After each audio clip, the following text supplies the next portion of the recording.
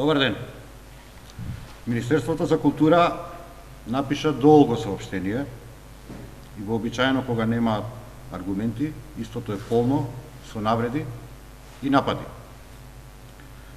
Ама во зборовите во 32 реда избегнаа бројки. Нема ниту една. Го напаѓаа Социјалдемократскиот сојуз на Македонија, ме напаѓаа мене, но не оспорија ниту еден податок. Не најдоа ниту една грешка. Затоа што не можат. Се е точно и докажано. Министерството за култура во вчерашната писмена реакција само потврдува дека објектите во проектот Скопје 2014 се и до 6 пати поскапи од планираното. Цените на поединечни објекти се до 35 милиони евра повисоки од ветените. Зградите и интериерот се поскапи, например, од еден од најпознатите современи музеи, овој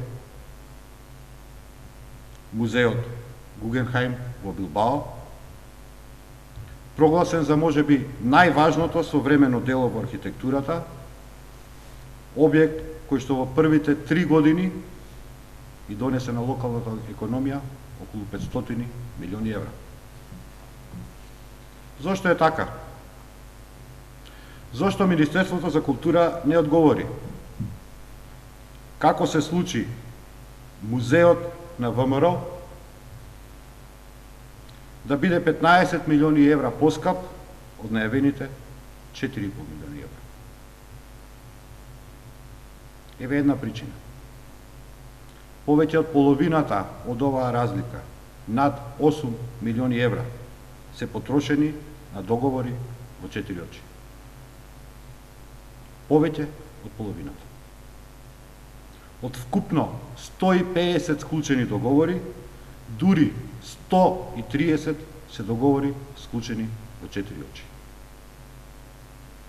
Прашавме, а власта на Груевски не одговори.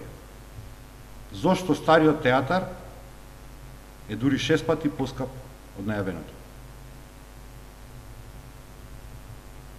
Еве една, нормално иста причина. Повеќе од 5 милиони евра власта на Груевски подпишала за договори без отворена постапка. За државниот архив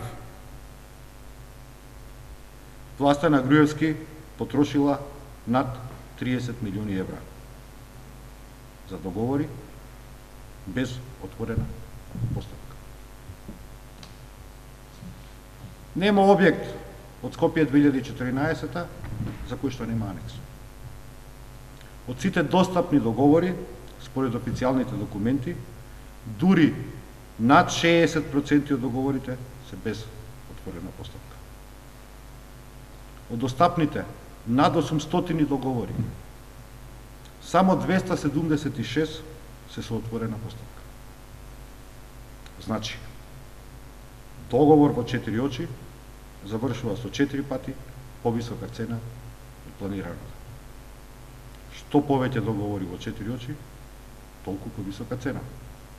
Колку повеќе анекси, толку повисока сума. Денеска е веројатно уште појасно од вчера. Зошто бунарот е без дно. Очигледно некој цица огромни пари што ги испумпува преку анекс договори и тендери со еден понудувач. Ова се сериозни индиции за незаконски потрошени милиони евра народни пари. Дури Европската комисија и Freedom House, проектот Скопје 2014 и тендерската процедура ги ставија во категоријата корупција. Социјалдемократскиот сојуз на Македонија ќе продолжи да разобличува по што е најголем проектот Скопје 2014. Благодарам.